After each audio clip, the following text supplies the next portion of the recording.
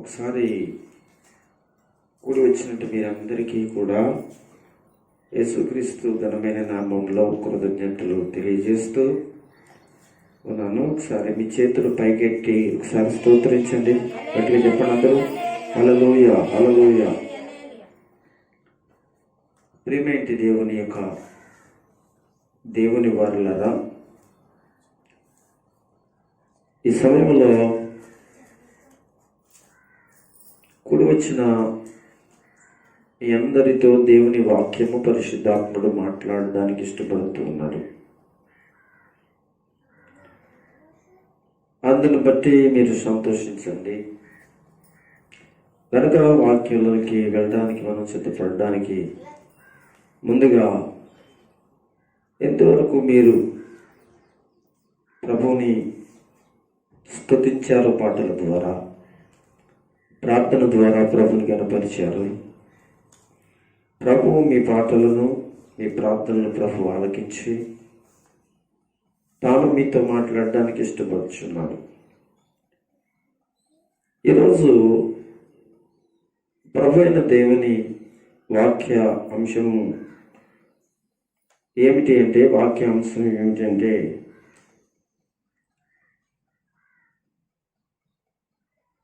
మనము దేనికి దూరంగా ఉండాలి, మనము దేనికి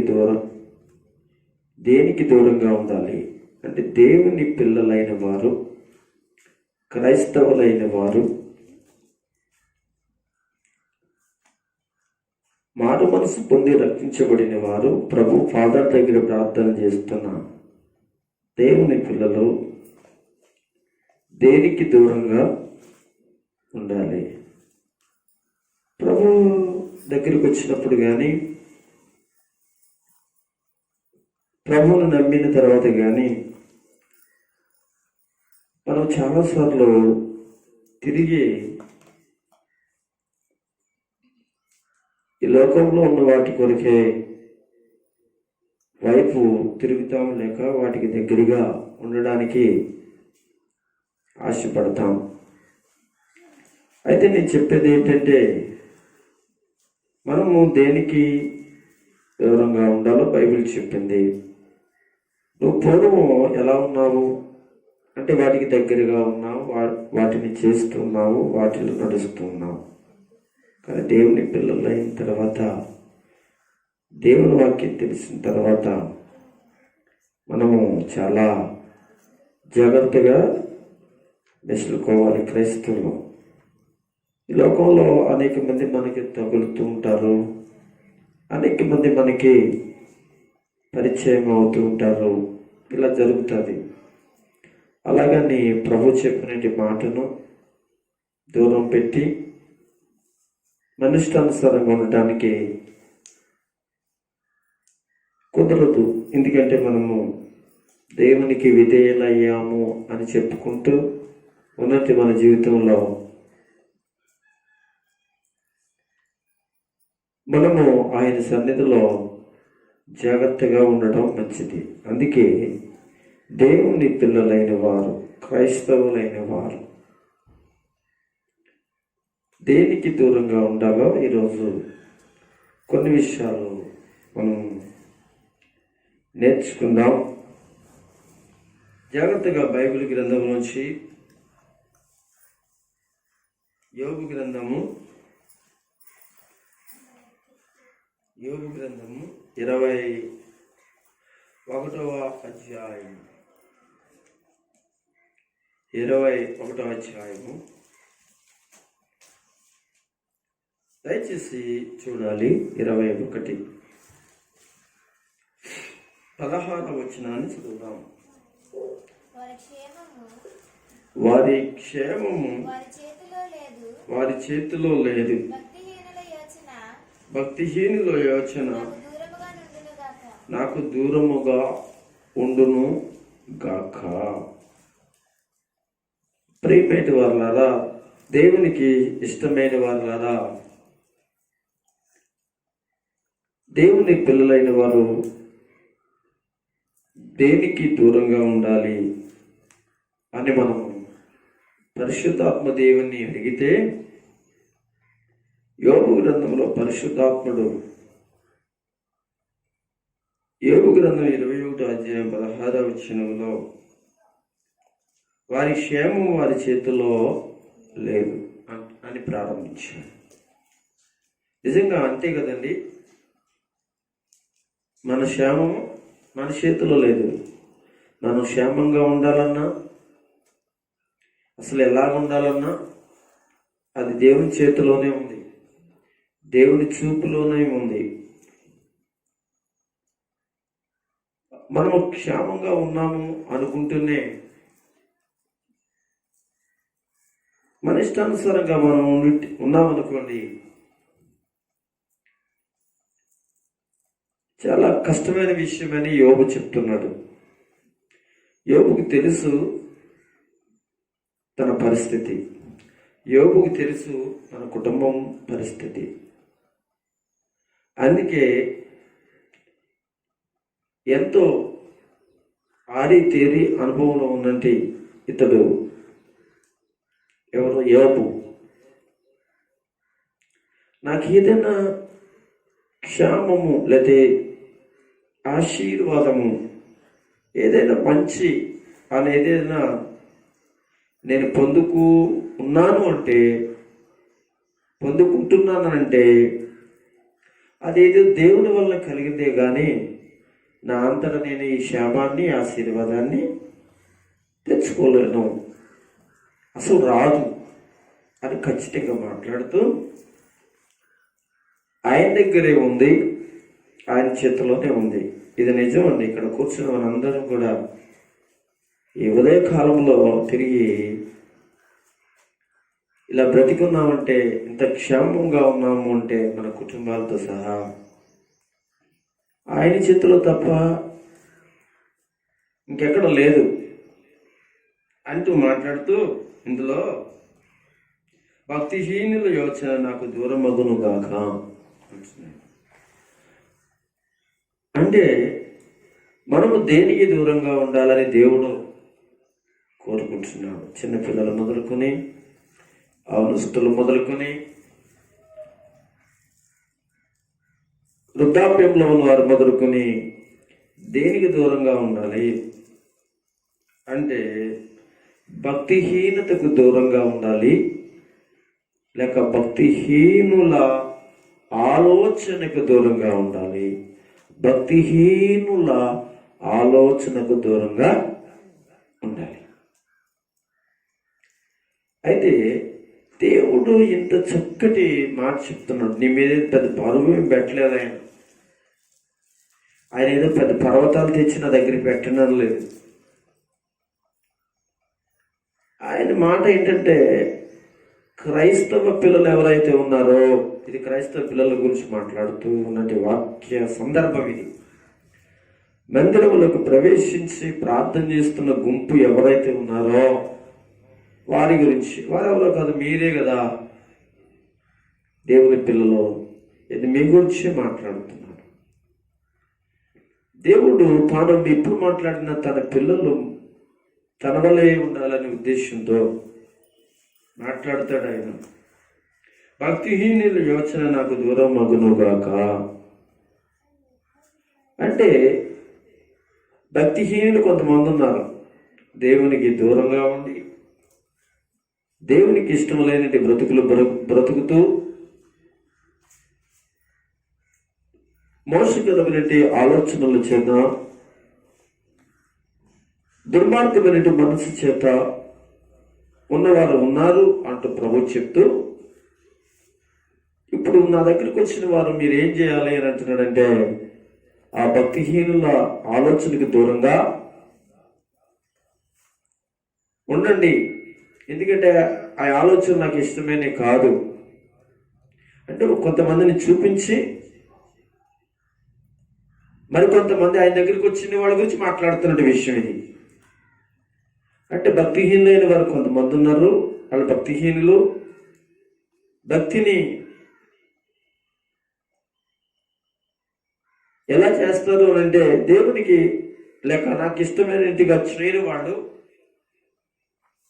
వాళ్ళకి ఎలా చూస్తే అలా చేస్తారని భక్తి అనుకుంటున్నారు. వాళ్ళు మీ మధ్యన ఉన్నారు, మీతో ఉన్నారు, మీతో వాళ్ళు ఉంటున్నారు, మీరు వాళ్ళతో ఉంటున్నారు కనుక, మీరు భక్తులు కనుక మీతో ఉన్నట్టు వారి విషయంలో మీరు వాళ్ళ ఆలోచనలో మీరు వెనకండి, అలా చేయకండి, అలా బ్రతకండి. ఎందుకంటే వాళ్ళ ఆలోచనలన్నీ కూడా నరకానికి తీసుకెళ్లేవి, దేవుని సన్నిధిలో భ్రష్టత్వాన్ని తీసుకొచ్చేవి, మరి మిమ్మల్ని అపవిత్రపరిచి నాకు దూరం చేసేవి గనుక భక్తిహీనుల ఆలోచనలకు దూరంగా ఉండాలి అని యేసు ప్రభుల వారు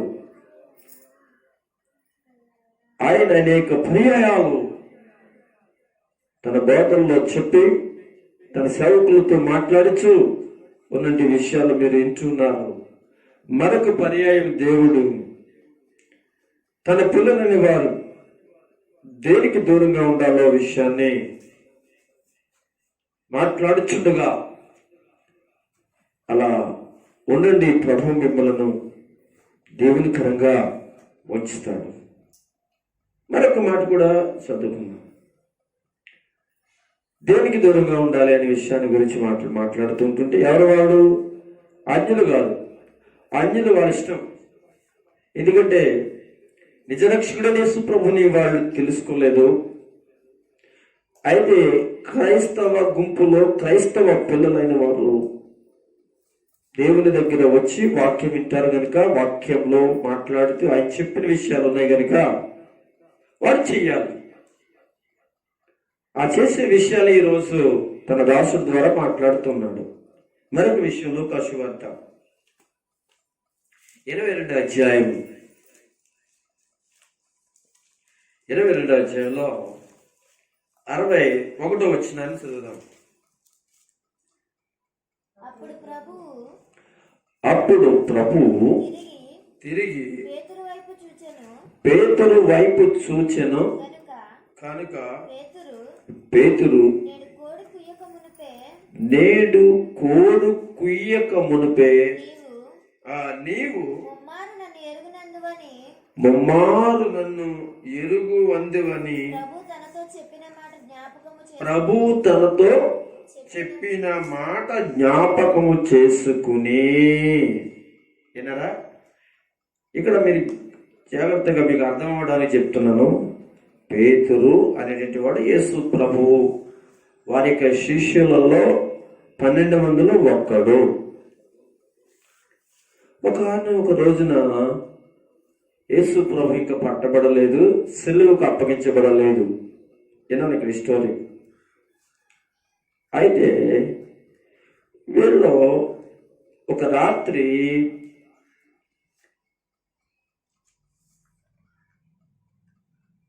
యేసు తన శిష్యులను తీసుకుని వెళ్ళి ఎక్కడికి? ఊరి చివరి నుండి తోటలోనికి తీసుకుని వెళ్ళి, లేక ఆ పర్వతాలు లేక కొండలు ప్రాంతాలకు తీసుకుని వెళ్ళి ఆ తోటలో, ఒలీవల తోటలో ప్రార్థన చేస్తుండగా ఆ రాత్రి యేసుక్రీస్తు ప్రభువారిని పట్టుకోవటం జరిగింది. దానికి ముందుగా యేసు ప్రభుల వారిలందరూ కూడా కూర్చుని ఒక ఇందు చేయటం జరిగింది. అది పస్కా ఇందు. ఈ రాత్రి నన్ను పట్టుకోబోతున్నారు అని చెప్పినప్పుడు మీరందరూ చెదిరిపోతారు, పారిపోతారు అని ప్రభు చెప్పినప్పుడు అక్కడ ఒక విషయం మనము అర్థమవుతుంది. ఏంటి ఆ విషయం అని అంటే, పేతురు అంటాడు, వీళ్ళందరూ వెళ్ళిపోయినా, మొత్తం అందరూ వెళ్ళిపోయినా నేను మాత్రం నీతో ఉంటాను అనగా యేసు ప్రభు భవిష్యత్తు ఎరిగినవాడు కనుక జరగబోయేది ఆయనకు తెలుసు. మీకు అర్థమవుతుందండి? మన జీవితాల్లో కూడా భవిష్యత్తులో తర్వాత ఏం జరగబోతుందో ఆ ప్రభువు వారికి తెలుసు. మరి తెలిస్తే మనం తప్పించాలి కదా, సహాయం చేయాలి కదా అని మీరు అంటారేమో. అవును, సహాయం చేయాలి, తప్పించాలి. అయితే తప్పించడానికి మార్గమును సహాయం చేయడానికి కొన్ని ఆలోచనలు మన ముందు పెట్టాడు. అవి మనం చేసామనుకోండి తప్పించబడతాం. అంటే ఆయన ఎప్పుడు మనల్ని అన్యాయముగా గెట్టేవాడు కాదు, అన్యాయముగా నెట్టేవాడు కాదు. కానీ తన పిల్లల్ని కాపాడడానికి కొన్ని ఆలోచనలు మన ముందు పెడతాడు. వాటిని మనం కరెక్ట్గా చేస్తూ మాట్లాడుతూ బ్రతికితే వాటి నుంచి తప్పించుకుంటాం. మరి పేతురు విషయంలో కూడా ఒకవేళ భవిష్యత్తులో ఎదిగిన వాడు కనుక మన విషయాలన్నీ ఆయనకి తెలుసు కనుక, అలాగే పేతురు విషయంలో కూడా తెలిసిన వాడు కనుక అన్నాడు, ఈ రాత్రి మనిషి కుమారుడైన నన్ను పట్టుకుంటారు, సెలవుకు అప్పగిస్తారు. ఆ సందర్భంలో ఏం జరుగుతుందో తెలుసు అంటే, పేతురు కోడి కుయ్యక మునిపే ఏం చేస్తాను, నన్ను ముమ్మారు అంటే 3 సార్లు అబద్ధమాడతావు అని చెప్పాడు. అంటే మనము దేనికి దూరంగా ఉండాలి అని అంటే అబద్ధమునకు దూరంగా, అబద్ధాలకు దూరంగా ఉండాలి. ఇచ్చినారా? పేతురు, నేను పిలిచాను, వలలు విడిచొచ్చావు, 3.5 సంవత్సరాలు నాతో తిన్నావు, 3.5 సంవత్సరాలు సువార్త చేశాను, పరిస్థితులలో అనేక పర్యాయాలు నాకు వచ్చిన కష్టాలు చూశారు, మీకు వచ్చిన కష్టాలు కూడా మీరు చూశారు, ఎన్నో బోధలు విన్నారు. నేను ఎవరినో స్పష్టంగా మీకు తెలియజేశాను. అయితే ఒకనొక రోజున, ఒక రాత్రి నువ్వేం చేస్తావో తెలుసా? నన్ను ఎరుగునని ముమ్మారు అబద్ధం చెప్తావు. అంటే మనము క్రైస్తవ బిడ్డలమైన తరువాత, లేదా దేవుని పిల్లలైన తర్వాత, దేవుని సంఘములో సహోదరులతో యేసు రాకడ కొరకు సిద్ధపడుతున్నట్టు భూలోకముల సంఘంలో ఉన్నట్టు ప్రతి వ్యక్తులు అబద్ధాలకు దూరంగా ఉండాలి. ఎందుకు ఈ విషయాన్ని చెప్తున్నానంటే, అబద్ధకులు దేవుని రాజ్యంలో ప్రవేశించరు అని పౌలు గారు చెప్తే, పత్రికలలో యేసు ప్రభు శిష్యుడైన యోహాను ప్రకటన గ్రంథంలో అబద్ధములాడే వారు పరలోకంలోనికి ప్రవేశించరు అంటే అని పౌలు గారు చెప్తే, మరి ఎక్కడికి వెళ్తారు అని ఆలోచన చేస్తే బైబిల్లో ఏముందో తెలుసు అంటే, ప్రకటన గ్రంథం రాసిన యోహాను గారు మాట్లాడుతున్నట్టు పరిశుద్ధాత్మతో అబద్ధములాడే వారు, పిరుగువారు, అవిశ్వాసులు, ఇలాగ అబద్ధాలు అనే వీళ్ళందరూ కూడా మరణించినట్టు అగ్నిగుండంలోకి వెళ్తారు. కనుక అబద్ధాలు దేవుని బిడ్డలరా మంచివి కావు అనడమే కాకుండా, ఒక మనిషి తర్వాత జీవితంలో అగ్నిగుండంలోకి వెళ్తాడు, అంటే నిత్య నరకులోకి వెళ్తాడు. అందుకే దేనికి దూరంగా ఉండాలి? అబద్ధాలు ఆడడానికి భయపడాలండి, నిజం చెప్పడానికి ధైర్యంగా ఉండాలండి. అలా చెప్తున్నాను, ఇక్కడున్న ప్రతి ఒక్కరు గమనించండి. అబద్ధాలు ఆడడానికి భయపడాలి. ఎందుకు భయపడాలో తెలుసా? నేను నరకంలో తీసుకెళ్లి పాడేస్తుంది, ఇక జీవితం అంతా కూడా అక్కడే ఉంటాం. అందుకే భయపడాలి. రెండోది, నిజం చెప్పడానికి ధైర్యం కలిగి ఉండాలి. ఏదేమైనప్పటికీ కూడా ముందుకు వెళదాం. మరొక విషయంతో ప్రభు మనతో మాట్లాడడానికి ఇష్టపడుతున్నాడు కనుక, ప్రియమైన దేవుని పిల్లరా, కొరింథీయులకు రాసిన మొదటి పత్రిక, బైబిల్ గ్రంథంలోంచి కొరింథీయులకు రాసిన మొదటి పత్రిక పదవ అధ్యాయము అందరూ తెరవండి. 14 వచనాన్ని చదవండి. కాబట్టి నా ప్రియులారా విగ్రహారాధనకు దూరముగా పారిపోండి. అంటే దేనికి అనగా మనం ఇప్పటికి భక్తిహీనుల ఆలోచన, భక్తిహీనులు అనేవాళ్ళు మా చుట్టూ ఉన్నారు, వాళ్ళ ఆలోచన మంచివి కాదు. బైబిల్ అంతట్లో కూడా వాళ్ళ ఆలోచనలు చెడ్డ ఆలోచనలు. వాళ్ళందరినీ నేను నాశనం చేస్తారు, పాడు చేస్తారు, నువ్వు దేవుని దూరం అయిపోతావు. రెండోది అబద్ధాలు కూడా ఆడడం వల్ల ఒక కాంచేపు కూంచేపు నీకు ఏదైనా సహకరించి వచ్చేమో కానీ అబద్ధం అది నిత్య నరకానికి దారి చూపుతుందని, నిత్య నరకంలోకి పోతామని చెప్పింది. మూడవదిగా విగ్రహారాధనకు దూరంగా ఉండాలి. మన దేవుని పిల్లలం కదా, విగ్రహారాధన దూరంగా ఉండాలి. ఖచ్చితంగా ప్రభు చెప్పాడు. ఆదికాండం నుంచి ప్రకటన గ్రంథం వరకు చాలా జాగ్రత్తగా చూస్తే పాత నిబంధనలో కాకుండా కొత్త నిబంధనలో కూడా ఆయన గట్టిగా చెప్తూ ఉన్నాడు విగ్రహారాధన గురించి. విగ్రహారాధన చేయక్కర్లేదు. వాళ్ళు చేసిన పూజల కాడ పూజ దగ్గర తినడం కూడా నేను చెప్పట్లేదు, బైబిల్ చెప్తుంది. నేను చెప్పట్లేదు, బైబిల్ మాట్లాడుతుంది. బైబిల్ చెప్పిందే నేను చెప్తున్నాను తప్ప నా సొంత ఉద్దేశాలు ఏం చెప్పట్లేదు.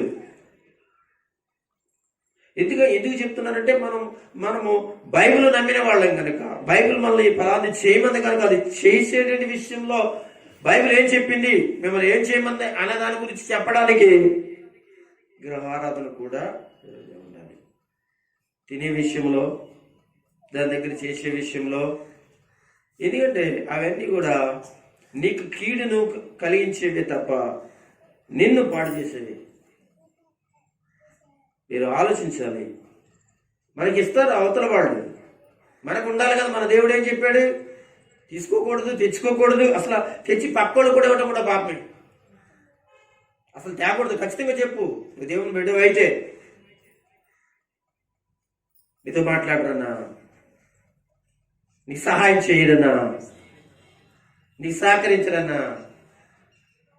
మరి అలాగే అయితే నీకు అసలు నువ్వు బ్రతుకుతున్న ఈ బ్రతుకు ఎవరిచ్చారు నీకు? దేవుడు. మరి అలాంటి దేవుడికి భయపడుకోకుండా వాళ్ళకి భయపడతావా? దేవుడు చూడట్లేదా? దానికి దూరంగా ఉండాలి అని అంటే నేను మొక్కట్లేదండి, నేను వెళ్ళట్లేదని అని అంటున్నారు. కానీ నీ పక్క వాళ్ళు నిన్ను చేయమన్నది ఏదైనా ఉంటే అది చేస్తున్నా, అది నీకు శాపం కదా. ఆలోచించండి. నాకు ఒక కుటుంబం తెలుసు. ఓ షాప్లో పనిచేస్తాడు ఆ బాబు. వాళ్ళ నాన్నగారు వాళ్ళ అమ్మగారు చాలా భక్తి కలిగిన వాళ్ళు. అంటే చర్చికి వెళ్ళి ప్రార్థన చేసేవాళ్ళు. అయితే ఆ షాప్లో పనిచేస్తే ఆ షాపు ఓనర్ మరి ఏం చెప్తే అది చేయాలి. అయితే ఏమన్నాడంటే ఆ షాప్లో వాళ్ళు చేసుకునేటువంటి పూజలు పునస్కారాలు ఉంటాయి. అక్కడ పక్కన మూలలో గోడ పక్కన ఆ సామాను, అంటే అక్కడ ఉన్న సామాను, అగరబత్తులు, పువ్వులు, కొబ్బరికాయలు తేవాలి. అది ఆ సామాను ఎప్పటికప్పుడే కడగాలి, ఎల్లగానే చేయాలి.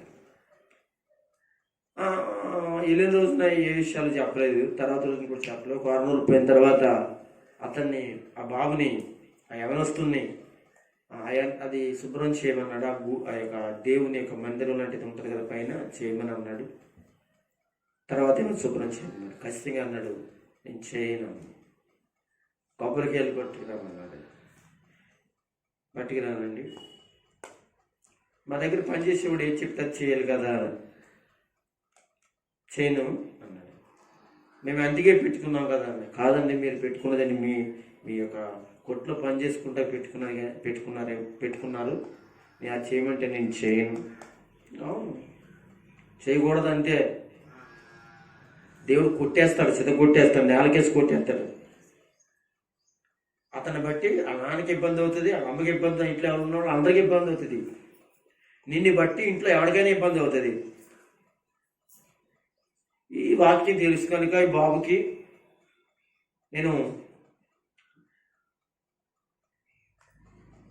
బయటికి రాను అంటే నువ్వు మీ ఇంట్లోకి కొబ్బరికాయలు తెచ్చుకుంటాను, తినడానికి పచ్చడి చేసుకొని నేను తెచ్చుకుంటాను. కానీ ఇక్కడ చేసే క్రియకి మాత్రం మీరు చేస్తున్నది వేరే దాని కొరకు దాన్ని సహకరించండి. చేస్తాను. మీ ఇంట్లోకి కూరలోకి దానికో కొబ్బరి పెట్టడానికి పట్టుకొస్తాను. అంటే దీనికి పెట్టాలి తెలుస్తుంది. నాకు ఒకవేళ తెలియకపోతే తెమ్మన్నారు అనుకోండి, ఆ దేవుడు చూసుకుంటాడు. ఎదురుకుండా నాకు తెలిసిన తర్వాత నేను ఎలా తప్పు చేస్తాను?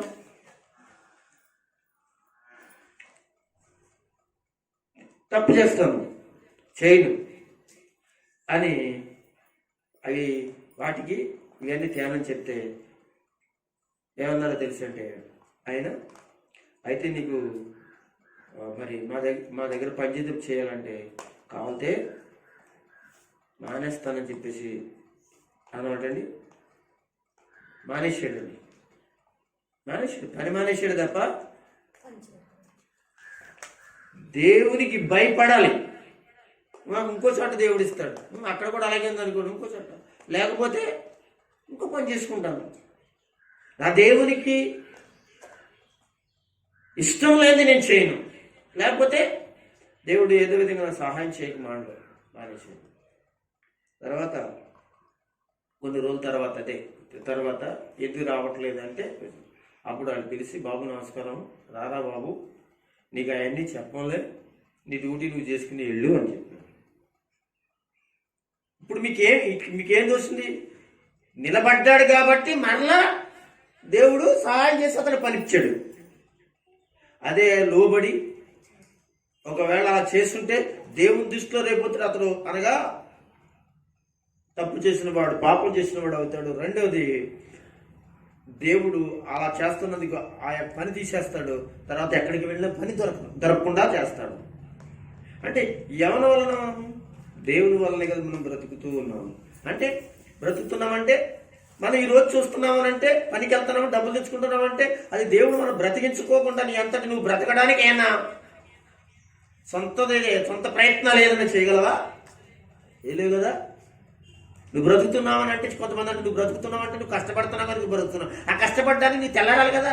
తెలియని తర్వాత నువ్వు గుడ్డగట్టాలి కదా, నువ్వు వెళ్ళాలి కదా పనికి. మరి అదే ఎవడిస్తున్నాడు? అది అక్కర్లేదా నీకు? ఇది మర్చిపోయి మాట్లాడతారండి. కష్టపడి తిని కష్టపడతాం మనం. కష్టపడకుండా ఎవడిస్తాడండి మనకి? కష్టపడాలి, వెళ్ళాలి, చేసుకోవాలి. కానీ ఆ కష్టం ఎటువంటిది? ఎలాంటి కష్టం అది? దేవునికి ఇష్టం లేని కష్టం, దేవుడు నీకు నష్టం కలగజేసే కష్టం. అది నీకు అంత అవసరమా? నేను ఎందుకు చెప్పానంటే ఇక్కడ దేనికి దూరంగా ఉండాలి. చేసుకో పని, చెప్పుకో అనమాట. నువ్వు మంచిదానము, నువ్వు నమ్మకంగా చేస్తే, నువ్వు నమ్మకంగా ఉంటే వాళ్ళు ఏం చేస్తారంటే నీకు అప్పగించవలసిన పని అప్పగిస్తారు. కానీ నీకు నష్టం కలిగే, నీకు నీ దేవునికి ఇష్టం లేనిది వాళ్ళు చేయకోకుండా అవకాశం దేవుడు ఇస్తాడు. దేవుడు. నువ్వేది నిలబడేది? బాబు నా పని ఎవరేమో, నా పని చెప్పరేమో, పని రానివ్వరేమో, అదేమో ఇదేమో అని చెప్పేసి వాళ్ళు చెప్పింది చేస్తే తర్వాత 2 రకాలుగా నష్టపోతావు. కాబట్టి నా ప్రియులారా, విగ్రహారాధనకు దూరంగా పారిపోండి. దేనికి దూరంగా పారిపోండి. పూజ చేస్తేనే, మనం స్వయంగా చేస్తేనే, దండం పెడితేనే విగ్రహారాధన కాదు. అవతల వాళ్ళు చేస్తున్న దానిలో ఏకీవించడం, అది మనం సహకరించడమే. నేను అంటున్నాను దూరంగా ఉండటం మంచిది. ఇంకా దేనికి దూరంగా ఉండాలి అనే దాని గురించి నేను మాట్లాడితే, నేను వాళ్ళని విమర్శించట్లేదు. మన దేవుడు మనకి ఏది నేర్పించమన్నాడో అది నేర్పించి చెప్పడానికే మీకు చెప్తున్నాను అంతే తప్ప వాళ్ళు అది చేసుకుంటున్నారు వాళ్ళ గురించి నేను మాట్లాడట్లేదు. వాళ్ళు చేసుకోనండి. దేవుడు వాళ్ళకి కళ్ళు తెరిపించినప్పుడు వాళ్ళు ప్రభు దగ్గరికి వస్తారు. అది నాకు అంతవరకు నేను వెయిట్ చేయడం, లేక మనం ప్రార్థన చేయడం. అయితే మీకు చెప్తున్నాను, ప్రభు నమ్మిన మీకు చెప్తున్నాను ఈ విషయాలు బయట గురించి కాదు. మీకు దేవుడు ఏమిచ్చాడు? బైబిల్ ఇచ్చాడు, వాక్యం ఇచ్చాడు, ధర్మం ఈ యొక్క వాక్యం ఇచ్చి ఇందులో ఏం చెప్పాడు అనే దాన్ని నేర్పించడం కొరకు ఈ విషయాలు మాట్లాడుతున్నాను అంతే. నేర్పించడం కొరకు అన్నమాట. అంతేగాని అవతల దాన్ని దూషించడం, లేదా అవతల వాళ్ళని నేను ఎత్తి చూపడం అనే దాని గురించి కాదు. మన ప్రభు అయిన దేవుడు ఏం చెప్పాడో అది చెయ్యండి అనడానికి, చెయ్యండి అనడానికి చెప్పాలి అంటే నేను ఈ విషయాలు మాట్లాడాలి. అందుకు మీ గురించి మాట్లాడుతున్నాను, ఇక్కడ మీకు చెప్తున్నాను. ఇంకా కొంచెం ముందుకు వెళ్దాం. దేనికి దూరంగా ఉండాలి? తిమోతికి రాసిన పత్రిక మొదటి పత్రిక 6వ అధ్యాయము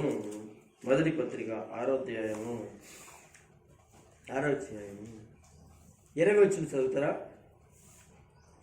ఓ తిమోతి, నీకు అప్పగించిన దాన్ని కాపాడి అపవిత్రమైన వట్టి మాటలకును జ్ఞానమని అబద్ధముగా చెప్పబడిన విపరీత వాదములకి దూరముగా. దేనికి దూరంగా ఉండాలి అని అంటే ఇక్కడ మరొక మాట, జ్ఞానమని అబద్ధంగా చెప్పే వాటికి దూరంగా ఉండండి. కొంతమంది చాలా తెలివితేటలో చెప్తారు నేను మార్గం మళ్లించడానికి, నిజమైన దేవుని అనగా తొలగించడానికి. ఇది జ్ఞానం, ఇది మంచిదే అని నిన్ను మోసము చేయి అబద్ధములు చెప్పేవారు బోళ్ళ మందిని చుట్టూ ఉంటానే ఉంటారు. పర్వాలేదులే, చర్చికి వెళుతున్నాం, చర్చికి వెళ్ళినంత మాత్రమే అలా ఉండకూడదని ఏనుందా, ఇలా ఉండకూడదని ఏనుందా? ఉంది. అలాగా జ్ఞానయుక్తంగా నిన్ను నమ్మించి మోసం చేసి అబద్ధం చెప్పి దారి మళ్లించేటువంటి పరిస్థితులు కూడా నీ చుట్టూ ఎన్నో ఉన్నాయి. అర్థమవుతుందండి? పుసుక్కిన వాళ్ళ మాట నమ్మేసి ఇది నిజమే కదా, చాలా జ్ఞానంగా తెలివితేటలుగా మాట్లాడుతుందని, ఇందులో నిజం ఉంది కదా అని వెళ్ళిపోతే దేవునికి కోపం వస్తుంది. ఒకవేళ అది కరెక్టో కాదో నువ్వు ప్రార్థనా ప్రధానం అయితే ప్రార్థన చేసి తెలుసుకో. ఒకవేళ నీకు అంతగా అనుభవం లేదా, చక్కగా అనుభవం ఉన్న వాళ్ళు, దేవుని వాక్యం తెలిసిన వాళ్ళు, ప్రార్థన చేసినట్టు ఎవరైతే వాళ్ళ దగ్గరికి వచ్చి అయ్యా ఇలాగ వెళ్ళొచ్చా, ఇలా వెళ్ళకూడదా, ఇలా చేయొచ్చా, ఇలా చేయకూడదా, యేసుప్రభువు నమ్మేసుకున్నాను కదా, గుడికి వెళ్తున్నాను కదా, గుడికి మానలేదు కదా, నేను చేసేది చేయట్లేదు కదా అనేదో చెప్పారు. ఆ మార్గంలోకి వెళ్ళిపోతూ ఇలాగ నేను బతికేస్తాను, ఇలాగ దేవుని దగ్గరికి వచ్చేస్తాను, ప్రభువు దగ్గర ప్రార్థిస్తానంటే కుదరదు. వాళ్ళు తెలివితేటలతో ఒకవేళ జ్ఞానము ఇందులో మంచి ఉంది, దేవుని బిడ్డలారా మంచి ఏదైనా ఉంది అంటే యేసు ప్రభులో తప్ప ఇంకెక్కడ లేదు. ఒకవేళ మంచి ఉన్నది అంటే లోక సంబంధమైనది, అది ఒకవేళ కొంతవరకు మాత్రమే నీకు ఉపయోగపడుతుంది. లోక సంబంధమైనది కాకుండా పర సంబంధమైనది దేవుని దగ్గర మాత్రమే మంచి జ్ఞానం ఉంది, మంచి మార్గం ఉన్నది. దేనికి దూరంగా ఉండాలి అంటే తిమోతి నీకు అప్పగించిన దాన్ని కాపాడి. అవును, తిమోతి అంటున్నాడు కాపాడుకో నీ జీవితాన్ని. తిమోతి నీ జీవితాన్ని కాపాడుకో, నీ మనస్సును కాపాడుకో, నీ పవిత్రతను కాపాడుకో, యేసు మార్గాన్ని కాపాడుకో. నీ జీవితం యేసులో కట్టుకున్నా కనుక పడిపోకుండా కాపాడుకో. కాపాడుకుంటూ అనేక మందిని ప్రభు దగ్గర నడిపించు. అపవిత్రమైన వట్టి మాటలు అవి జ్ఞానము కలిగిన మాటలు కాదు, అవి దేవుని మాటలు కావు. నిన్ను అనగా మోసపరిచేది, అపవిత్రపరిచేది, దేవునికి దూరంగా చేసేవి, చివరికి నేను భ్రష్టుడు చేసేవి కనుక అవి వట్టి మాటలు. వాటిలో జ్ఞానము లేదు, వాటిలో అనగా రక్షణ లేదు, వాటిలో మారు మనసు లేదు, వాటిలో పవిత్రత లేదు, వాటిలో విమోచన లేదు. కానీ అవి జ్ఞానమని అబద్ధముగా చెప్పబడుతున్నది విపరీతమైన వాదములవి.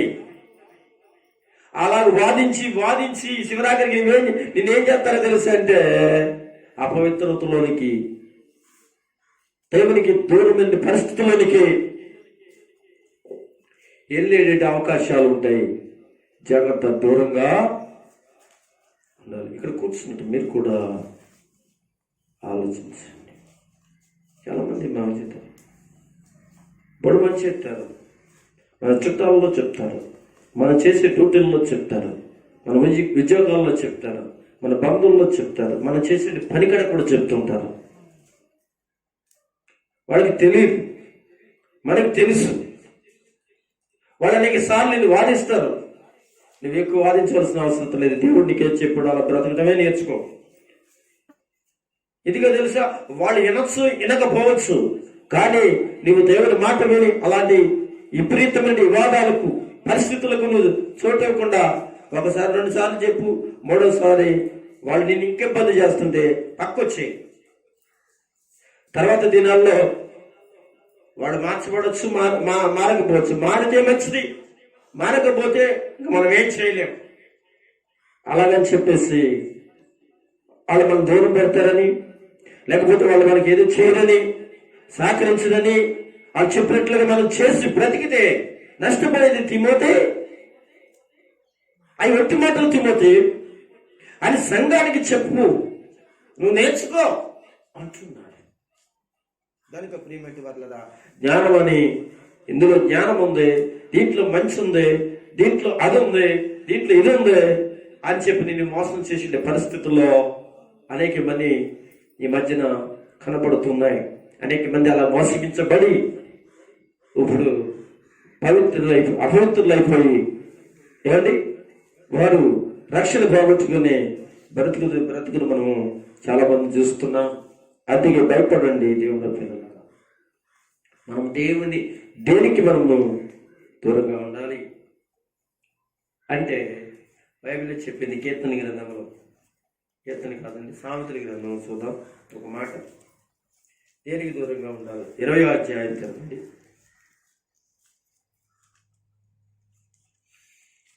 20వ అధ్యాయం తెలిసి 3వ వచనం చదువుతాం. కలహమునకు దూరముగా నుండుట. ఏంటండి? కలహమునకు దూరముగా నుండుట. కలహమునకు దూరముగా నుండుట నరులకు ఘనత. మూర్ఖుడైన ప్రతివాడును అదే గొడవల్ని కోరతాడు. కోరంటే గొడవ. ఏంటి? కలహమునకు దేనికి దూరంగా ఉండాలి అన్నాడు దేవుడు? కలహమునకు దూరంగా ఉండాలి. కలహాలకి వాటికి దూరంగా ఉన్నాం అనుకోండి, మనకు గౌరవం పెరుగుద్ది. ప్రతిదానికి కానిదానండి అవసరం లేని దానికి, అవసరం ఉన్నదానికి అన్నింటికి మనం తెయ్యమంట వెళ్ళబడదాం. మనం దేవుని బిడలం. ఒకవేళ అవును నీకు నష్టమే కలిగింది, ఇక నీకు కాదంటలేదు, బాధ కలుగుద్ది. నష్టం కలిగినప్పుడు, బాధ కలిగినప్పుడు అడగాలని ఉంటుంది, 2 మాటలు చెప్పాలని ఉంటుంది. నేను కాదంటలేదు, అడగండి, కానీ కలహంగా ఉండకూడదు. అడగటం వేరు, మాట్లాడటం వేరు. దెబ్బలాడే విషయంలో 2 రకాలుగా ఉంది. కలహం అనేది ఉండకూడదు. కలహం లేకుండా గట్టిగా అడుగు, తప్పేముంది? నీకు నష్టం కలిగింది, నీకు బాధ కలిగింది, నేనేదో అన్నారు, అది నిరూపించుకోవడానికి ఏం చేస్తాం? మాట్లాడటం వేరు, కలహం వేరు కదా. నువ్వు మాట్లాడేటప్పుడు ఉన్నానుగా, నువ్వు మాట్లాడేటప్పుడు కలహం లేదనుకో, నీకు ఘనత వస్తుంది. అప్పుడేమంటారు? తప్పైపోయిందిరా, తప్పైపోయిందమ్మా, నువ్వు మాట్లాడే మాటలు బట్టి, లేకపోతే నువ్వు దెబ్బలాడికి రాలేదు, నువ్వు కలహానికి రాలేదు, నువ్వు అడగడానికి వచ్చావు. నా పరిస్థితి ఇది, నేనేం చేశాను, లేకపోతే అనగా ఒకవేళ చేశాను, సరిదిద్దుకుంటున్నాను, ఇది పరిస్థితి అనగానే నీకు అక్కడ గౌరవం దక్కుతుంది, ఘనత దక్కుతుంది. అక్కడ అదే చూడు, అక్కడ ఏం మాట్లాడుతున్నాడు, చక్కగా మాట్లాడుతున్నాడు. ఏమంటున్నాడు? కలహమునకు దూరంగా ఉండుట నరునికి ఘనత. ఏమంటే ఆలోచించు. గనుక అందుకే మూర్ఖుడైన ప్రతి వాడును కలహాను కోరతాడే, పోరినే కోరతాడు, గొడవనే కోరుకుంటాడు. దయచేసి మనం మూర్ఖులుగా ఉండొద్దు. దేవుని పిల్లలుగా ఉండాలి మనం, దేవుని బిడ్డలుగా ఉండాలి మనం. దేనికి దూరంగా ఉండాలి అంటే ఏమండి? కలహమునకు దూరంగా. మరి నేను కలహానికి వెళ్ళలేదండి పాస్టర్ గారు, సహోదరి నేను కలహానికి వెళ్ళలేదు, బ్రదర్ నేను కలహానికి వెళ్ళలేదండి అని కొంతమంది చెప్తారు. నిజమే, కలహానికి నువ్వు వెళ్ళలేదులే. కలహమును పుట్టించేవాడు సైతానుడు. ఆడేం చేస్తాడు? కలహాన్ని పుట్టించి నీతోటి ఏం చేసుకోవాలనుకున్నాడు? గొడవాడాలనుకుంటున్నాడు. వారికి ఏం చేయాలి? తెలుగుగా జ్ఞానంగా ఆగాలి, మనం నిలబడాలి. ఉం? ఆలోచించండి. ఇంకొకటి, మనము కొన్ని పరిస్థితులలోనండి ఎవరో చెప్పిన మాటలు బట్టి కలహాలకి గొడవలకి వెళ్తాం. వాళ్ళు చెప్పారు, మనం నిజానించాలి. ఈవిడ చెప్పింది నిజమా, ఈయన చెప్పింది నిజమా, అసలు ఇది నిజమా కాదా, సరే నిజమైతే ఉండొచ్చును, లేకపోతే నిజం కాకపోవచ్చును అని ఆలోచించి మనం కలహానికి వెళ్ళాలా వెళ్ళక్కర్లేదని నిలబడితే కలహం జరగదు. కానీ అప్పుడు అనొచ్చు, పలానా వ్యక్తి ఇలా మాట్లాడారు, ఇలా చేశారు, మీ మంచిదంటారు మీరు ఇలా మాట్లాడడం, అదేదో నాతో మాట్లాడచ్చు కదా. ఆవిడ నా దగ్గర చెప్పింది, ఆవిడ ఇంకెంతమంది చెప్తుంది. ఇది కలహం అలా చెప్తుంటే అలా ఆనోట నాకు తెలిస్తే నాలో కోపం వస్తుంది కదా, మీ మీద కలహం ఆడతాను కదా అనే విషయం మనము ఏంది నిలబడి వాళ్ళతో మాట్లాడితే అవతల నీతో కలహం ఆడాలి, దెబ్బలాట కోరాలి అనుకునేవాడు అందరూ కూడా ఏమవుతారో తెలుసా నీ జీవితంలో. అందుకే బైబిల్లో చెప్పాడు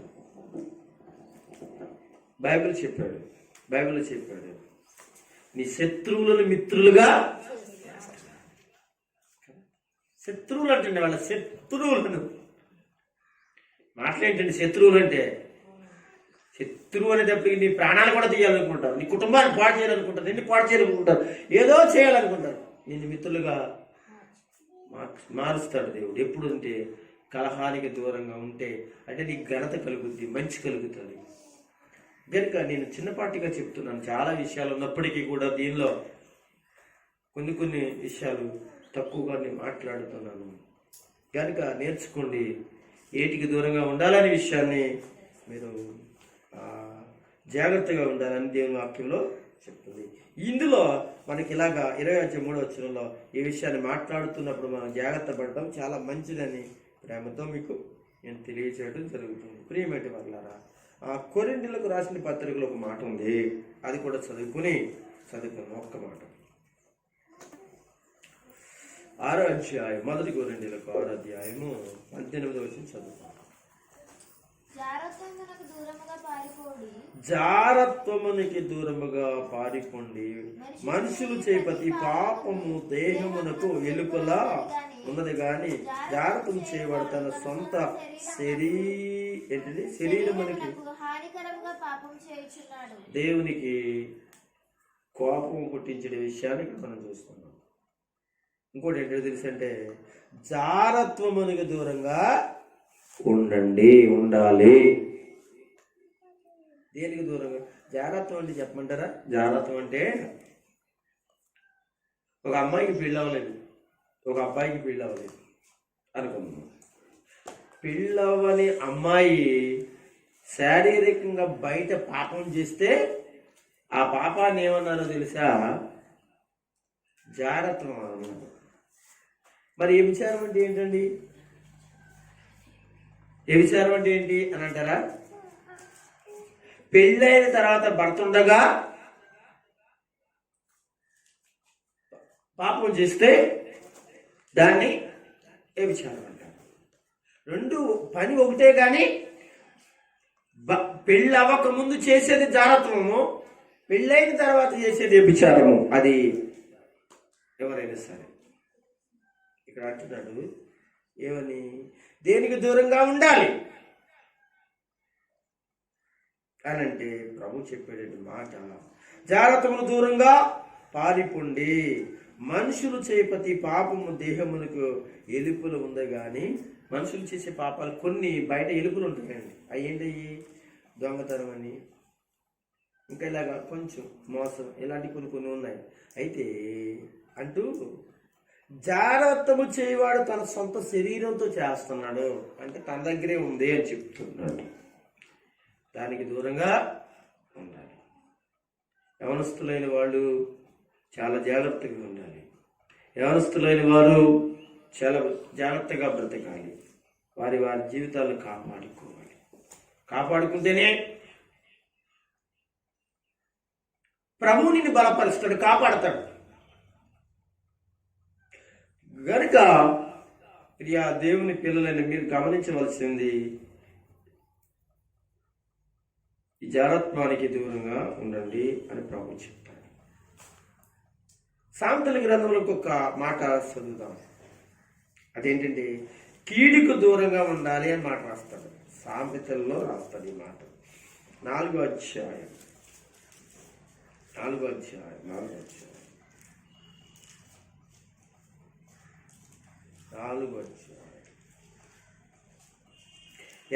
వచనం చదవండి.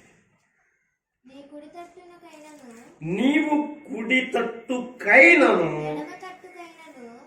ఎడమ తట్టుకైనను తిరుగకుము, నీ పాదమును కీడులకు దూరముగా తొలగించుకునము. కీడు కీడు కీడు ఎవరిని ఎంతమంది అండి అనగా కీడు చేయాలని పరిగెత్తుతున్నారు అంటే పాదములు పరిగెత్తుతున్న కీడు చేయాలని, ఎవరికెవరికో కీడు చేయాలని. దయచేసి వినండి దేవుని పిల్లలు. అన్నయ్య తమ్ముడికి అన్న, అక్కకు చెల్లి అక్కకు, భార్య భర్తకు, ఏమండి అత్తకు మామకు, అత్తకు కోడలకు, ఇలా చెప్పుకోవాలంటే స్నేహితుడికి స్నేహితుడు, ఈ లోకంలో నాయకుడికి నాయకుడు, ఇలా ఒక దేశానికి ఒక దేశం కీడు చేయాలని పరుగులెత్తుతున్న పరిస్థితులు మనం చూస్తున్నాం ఈ రోజున. దయచేసి ప్రియమేంటి దేవుని పిల్లలారా, నీ ప్రభువు మాట్లాడుతున్న మాట ఏంటంటే, నువ్వు యేసు ప్రభుని నమ్మావు, బాప్తిష్యం తీసుకున్నావు, దేవుని బిడ్డని రయ్యున్నావు, సంఘంలో చేర్చబడ్డావు, యేసు వస్తే ఎత్తబడి వారిగా ఉండాలని ఆశపడుతున్న నీవు కుడికైనను ఎడమకైనను తిరుగుకమో. నీ బ్రతుకు జీవితంలో ఇప్పుడు చెప్పినవన్నీ విషయంలో వాటికి దూరంగా ఉండు, దేవునికి దగ్గరగా ఉండు. ఆయన రాకడ వచ్చినప్పుడు ఆయనతో కలిసి వెళ్ళడానికి ఇష్టపడు. నువ్వు చేసిన ప్రతి దానిలో కూడా నీ పాదాలను, నీ పరుగును, నువ్వు ఎక్కడికి పరిగెడుతున్నావు, ఏ చోటుకు పరిగెడుతున్నావు, నీ పరుగు ఎక్కడికెక్కడికి ఉంది? అది మంచి చేయడానికి పరిగెడుతున్నావా, కీడు చేయడానికంటే పాపం చేయడానికి, 10 మందిని కీడు కల్పించడానిక? ఈరోజు ఎక్కడ చూస్తున్నారు పరుగులండి. వీళ్ళ తారతమ్యాలు లేవు, ప్రతి ఒక్కరు పరుగులు ఎత్తుతున్నారు. వారి పరుగు ఎక్కువగా కీడు చేయడానికి, కీడు కల్పించడానికి, కీడులో పడడానికి. సాతాను వేగంగా పరిగెత్తడానికి వాళ్ళు ప్రేరేపిస్తున్నాడు సైతానుడు. దయచేసి మనం దేవుని పిల్లలుగా బ్రతకడానికి ఈ విషయాలన్నీ కూడా విడిచిపెట్టుకుని దేవునికి దగ్గర అవ్వాలని ప్రభు చెప్తూ, ప్రభు యొక్క వాక్యానికి లోబడాలని మీకు పరిశుద్ధాత్ముడు నా ద్వారా ఈరోజు మాట్లాడుచుండగా మీరు జాగ్రత్తగా ఉండాలని, మంచిగా ఉండాలని, ఈ విషయాలన్నీ మీ మనసులో పెట్టుకుని బ్రతకాలని కోరుతూ నేను ముగించడానికి ఇష్టపడుతున్నాను. దేవుడి వాక్యం ద్వారా మీ జీవితాలు, మీ కుటుంబాలను ప్రభు కట్టి బలపరచునుగాక. ఆమేన్, ఆమేన్.